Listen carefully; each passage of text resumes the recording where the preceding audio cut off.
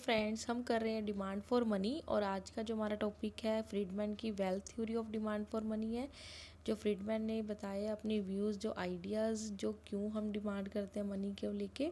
तो इनकी जो थ्योरी है वो पार्टली तो है केन्जियन से जो है बेस्ड है और कुछ नॉन केन्जियन है। केन्जियन से नॉन केन्जियन कैसे है, क्योंकि इन्होंने जो अपनी थ्योरी जो क्लासिफिकेशन है जो केन्स की वो हम इन्होंने इग्नोर की है। जैसे कि केन्स ने क्या किया था कि अपनी जो डिमांड फॉर मनी के लिए इन्होंने क्या कर दिया, 3 पार्टीशन में कर दिया था, जैसे कि ट्रांजैक्शन, स्पेकुलेटिव, प्रिकॉशनरी के लिए। लेकिन यहाँ पे जो इन्होंने बताया डिमांड फॉर मनी, वो इनका सिर्फ एक ही मोटिव है, वो है वेल्थ को लेके।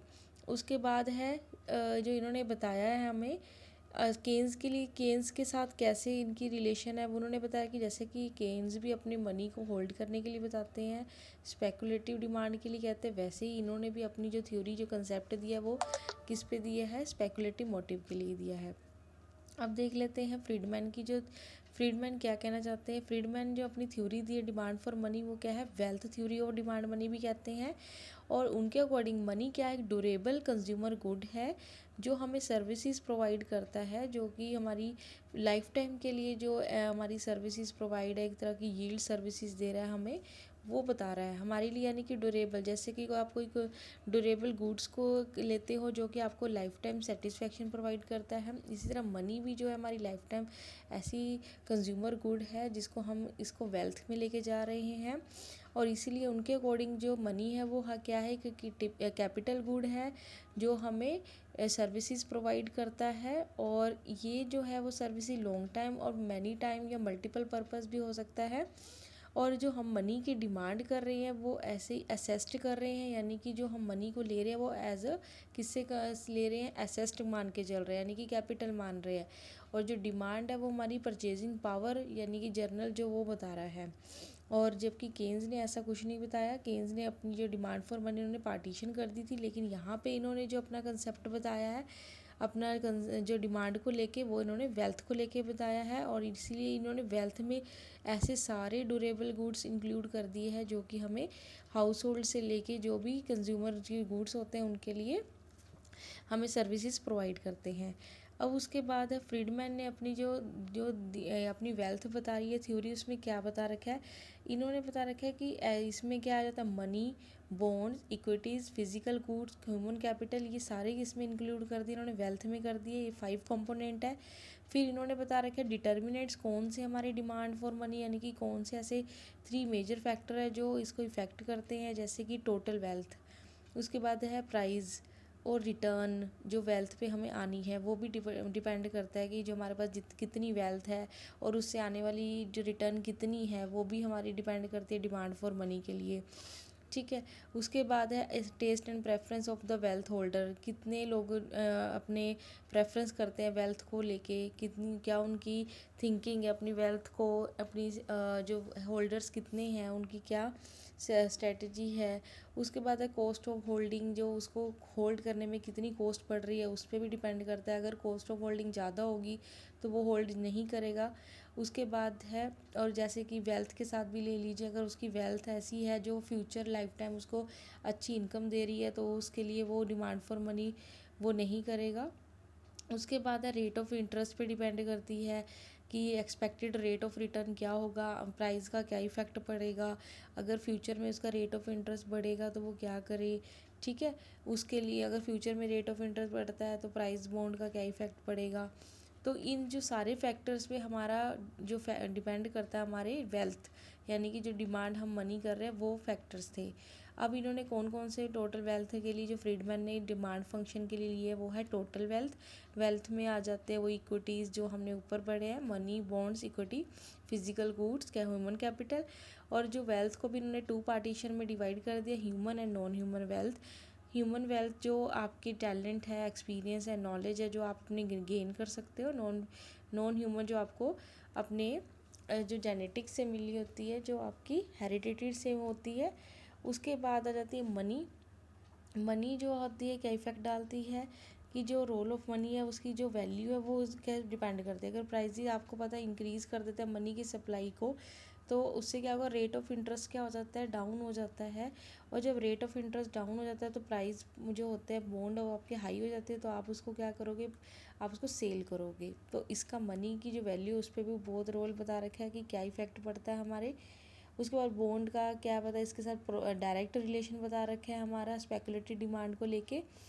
उसके बाद इक्विटी, इक्विटी भी जो हमारी क्या है, इसमें कॉस्ट ऑफ जितनी भी हमारी लिविंग है, जो हम शेयर्स, जो परचेजिंग पावर है, वो सारा इसमें लेके चलते हैं। उसके बाद रहता है कमोडिटी, जो डेली जो यूज़ के लिए होती है, डेली ट्रांजैक्शन के लिए यूज़ होती है हमारी, उसको इंक्लूड किया गया है।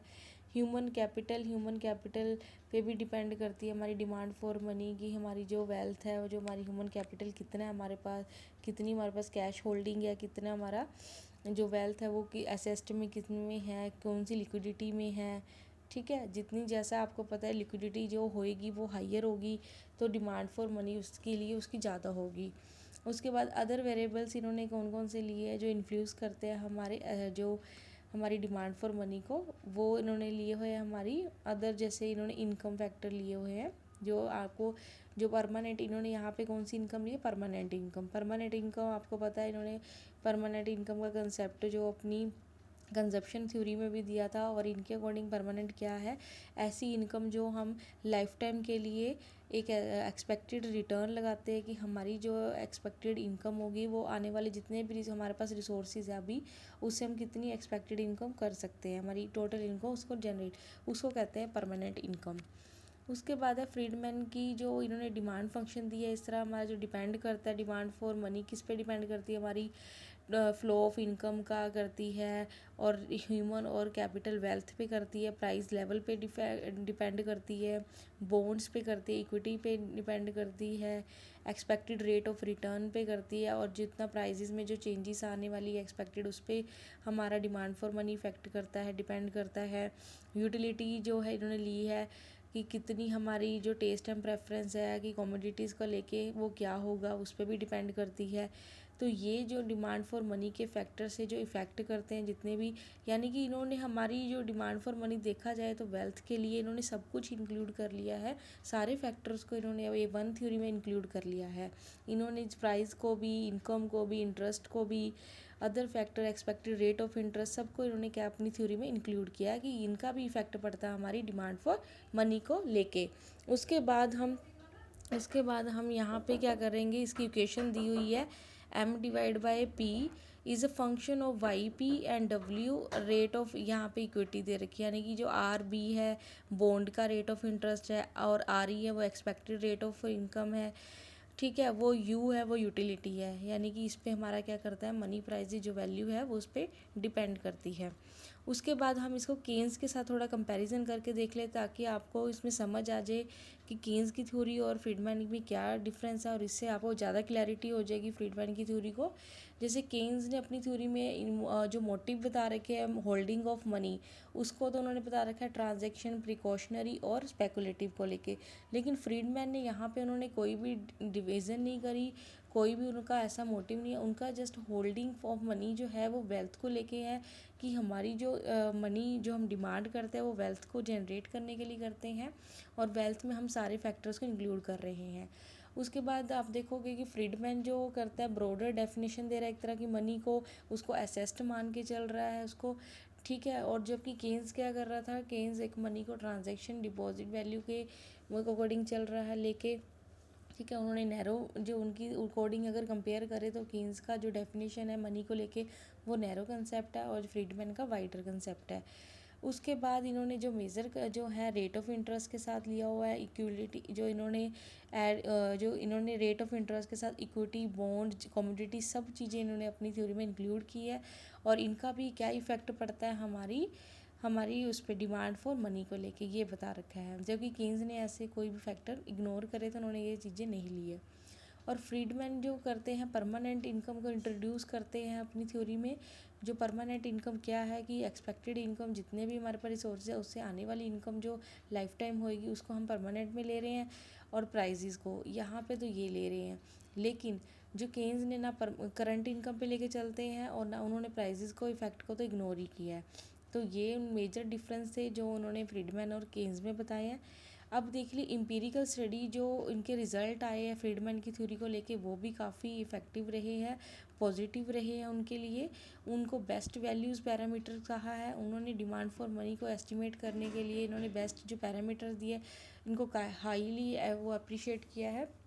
तो इसलिए इनको हाईली स्टेबल फंक्शन बता रखा है। इंटरेस्ट इलास्टिसिटी जो डिमांड है उन्होंने बहुत अच्छा सिग्निफिकेंट बता रखा है। और जो लिक्विडिटी ट्रैप जो उन्होंने कोई एविडेंस तो इन्होंने नहीं दिया, जो इन्होंने ना ही इन्होंने कंसेप्ट दिया जो कि जैसे कि केन्स ने दिया था। क्योंकि जो डिप्रेशन के आप वो देखोगे फेजेस में, तो वहाँ पे लिक्विडिटी ट्रैप फॉलो नहीं करता, पहले वैलिड नहीं होता। ठीक है, उसके बाद जो है इनका जो डिमांड फॉर अपीयर्स है फंक्शन मोर जो है वो वेल्थ को लेके है, परमानेंट इनकम को है। और यही जो हमारा डिमांड फॉर मनी है वो ज़्यादा इफेक्टिव होता है हमारी वेल्थ और परमानेंट इनकम को लेके, ना कि हमारी करंट इनकम को लेके। तो ये जो एम्पिरिकल भी इनको सपोर्ट किया है। और फ्रीडमैन की थ्योरी को इनको बेस्ट जो पैरामीटर जो बता रखे हैं इनको काफ़ी ज़्यादा इन्होंने मॉडर्न जो वेस्टर्न कंट्रीज़ इन्होंने आइडेंटिफाई भी किया है, वो उनका मॉडल सेट भी हुआ है। अब इनका कंक्लूज़न यही है कि इनका देखा जाए एज ए जैसे एम्पिरिकली परमानेंट इनकम जो एक्चुअल रेट, ये मतलब अगर इनकी थ्योरी का हम निकाले निचोड़ जो कंक्लूज़न है वो यही है कि जो हम डिमांड फॉर मनी कर रहे हैं वो किस लिए कर रहे हैं, हमारी वो डिपेंड किस पे करती है, हमारी करती है परमानेंट इनकम को, जो एक्चुअल रेट ऑफ इंटरेस्ट है, ना कि हम एक्सपेक्टेड कर को लेके चल रहे हैं। और जो हमारे जो इनकम है वेरिएशंस जो आ रही है उस पर क्या इफ़ेक्ट पड़ रहा है। तो इन्होंने एक अपनी जो थ्योरी है वो डीपली जो अपना इफेक्ट बता रखा है डिमांड फॉर मनी का कंसेप्ट जो वाइडर दिया है as compare to other economics जो हमने पहले थ्योरीज पढ़ी थी। तो ये जो फ्रीडमैन की वेल्थ थ्योरी है वो एग्ज़ाम पॉइंट ऑफ व्यू से भी काफ़ी इंपॉर्टेंट है। इसके जो फैक्ट है आप इसको ध्यान में रखना, इनकी वेल्थ नॉन वेल्थ कौन कौन से इन्होंने पैरामीटर्स ऐड की है और इसका क्या इफेक्ट पड़ता है हमारी डिमांड फॉर मनी के लिए। तो आज के लिए इतना ही, थैंक यू सो मच। अगर आपको मेरी वीडियो अच्छी लगे तो लाइक एंड शेयर कीजिए, सब्सक्राइब कर लीजिए चैनल को और बेल आइकन पे क्लिक कर लीजिए ताकि आने वाली वीडियोस की नोटिफिकेशन मिल सके। Thank you.